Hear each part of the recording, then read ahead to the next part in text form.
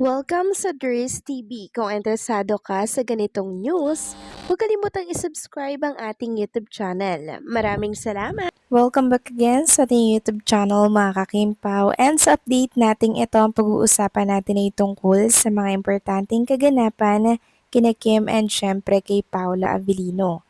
Pero bago po ang lahat, maraming salamat sa inyong patuloy na pag-support at pagsubaybay sa mga daily update natin. Kaya naman bilang pasalamat, narito po ang isang napili kong komento patungkol ito sa naging previous update.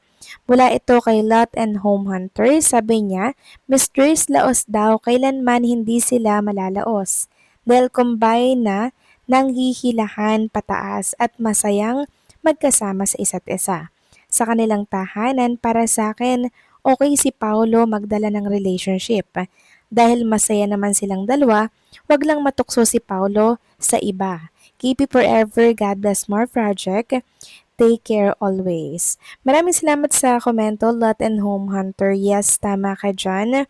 Masayang magkasama si Kim and Paolo Avellino, and syempre masaya po ang samahan nila sa isa't isa. Kung baga talaga namang nagtutulungan po sila, nagaangatan po sila pataas. Mayroong unity mga kakimpaw, kaya nga until now, namamayagpag si Kim and syempre si Paolo.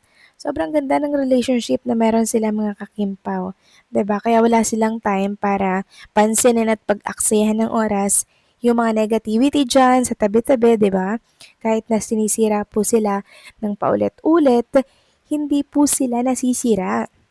Dahil sila palang mga kakimpaw, pinapatibay na po nila yung samahan na meron po sila sa isa't isa. 'Di ba? Mas lalo po nilang hinihigpitan at tinitibayan ang samahan nila mga kakimpaw, and also yung pagmamahala nila bilang mag-Diyosawa. And doon pa lang, wala tayong dapat ipangamba kahit anong sabihin ng mga bashers na yan.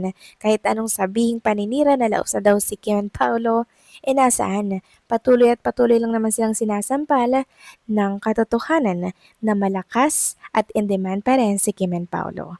So maraming salamat sa komento, Lot and Home Hunter. God bless and mabuhay ka. So eto na nga, pag-usapan na natin ang mga balita po na nakalap natin sa araw na to ng Lunes. Pag-usapan natin yung ganap ni Kim and Paula Avellino dito po sa Grove of Anaheim.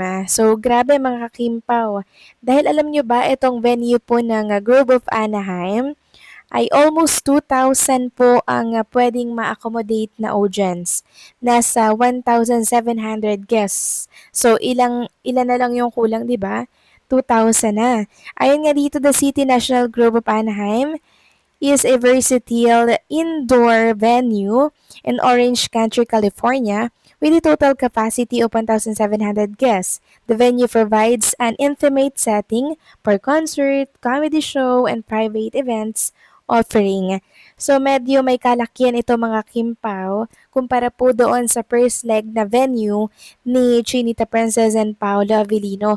Pero gulang mga kakimpaw dahil alam natin na mainit din naman ang pagsupport at pagtanggap ng mga Kimpaw fans. At ipapakita ko rin sa inyo, eto pong mga natitira na lang na seat dito po sa Grove of Anaheim. Sobrang konti na lang to mga kakimpaw. So almost punong-puno din po yung venue dito po sa Anaheim. So grabe lang, 'di ba?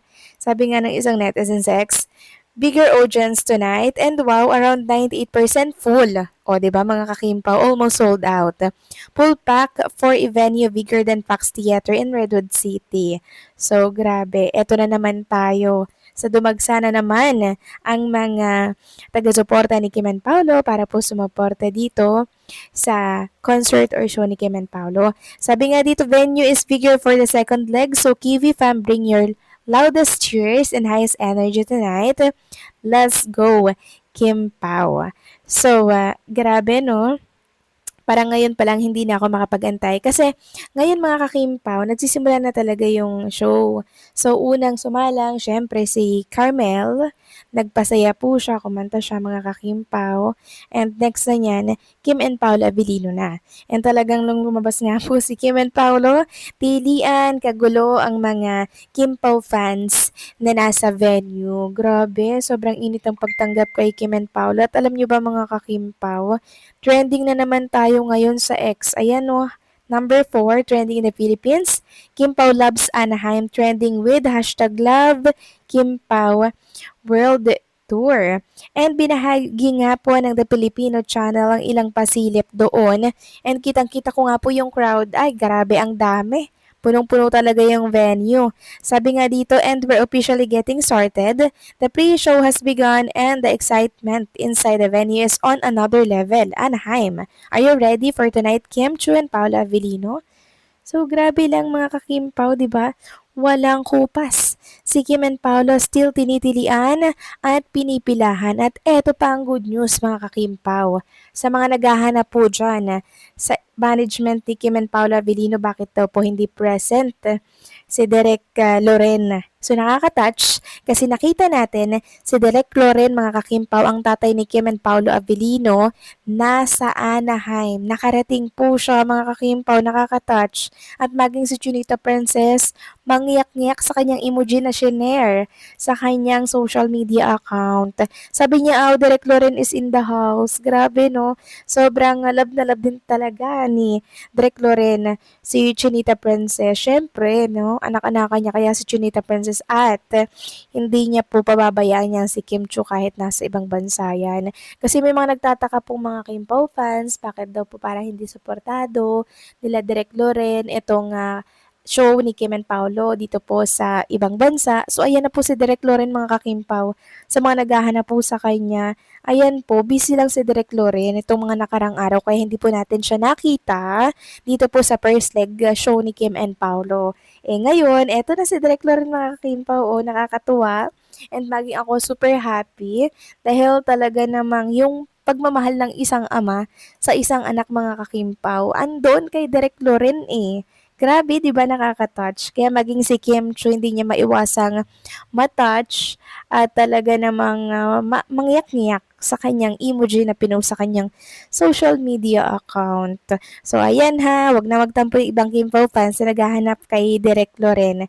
Kasi nitong nakaraan, birthday kasi ni Derek Loren, kailangan, syempre, celebrate ang kanyang special day, 'di ba? So, may rason kung bakit hindi po siya nakarating sa first leg. Ngayon, eto na siya. Kagulo nga po yung mga audience na makita si Derek Loren. Sigawan sila mga kakimpaw at maging sila masaya din kasi syempre nakarating si Derek Loren sa second leg ni Kim and Paolo. Kaya congratulations Kim and Paolo, andyan na ang inyong ama na si Derek Loren. Salamat Derek Loren dahil talaga namang nilaanan nyo talaga ng oras itong concert or show ni Kim and Paolo. Super successful na naman ang kanilang second leg na show. So paano mga kakimpaw, hanggang dito na lamang pong update natin at maraming salamat sa patuloy po na pagsuporta.